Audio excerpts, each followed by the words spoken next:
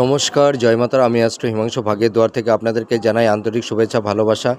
যেসব জাতক জাতিকাদের হাতে চন্দ্রের স্থানে ক্রস সাইন থাকে, এরা মানসিক ডিপ্রেশন, এনজাইটি এই ধরনের এদের প্রবলেম থাকে। এদের মানসিক একটা চাপা কষ্ট, যন্ত্রণা এবং এদের অহেতুক একটা মানে টেনশান, ঠিক আছে, মানে একটা অজানা ভয়, আতঙ্ক এইগুলো তৈরি হয়। এরা সহজে কাউকে বিশ্বাস করতে চায় না, ঠিক আছে।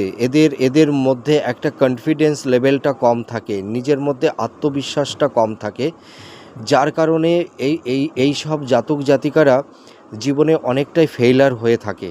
এছাড়া দেখা যায় এদের মধ্যে একটা নেগেটিভ চিন্তাটা বেশি থাকে, মানে এরা কোনো পজিটিভ থিংটা করতে পারে না।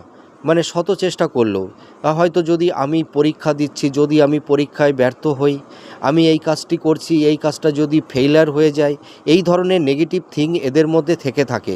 তা আপনারা যদি একটু নিজের উপরে কনফিডেন্সটা রাখতে পারেন, তাহলে এই সমস্যাটা আস্তে আস্তে দূরীভূত হবে। আর যদি ভাইটাল কিছু হয়, তাহলে আপনারা রেমেডি করুন, কোনো অভিজ্ঞ অ্যাস্ট্রোলজারের সঙ্গে কনসাল্ট করুন। আশা করি এই সমস্যা থেকে বেরিয়ে যাবেন।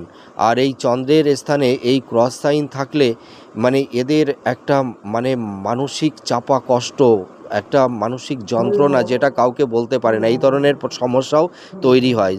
নমস্কার, জয় মাতারা।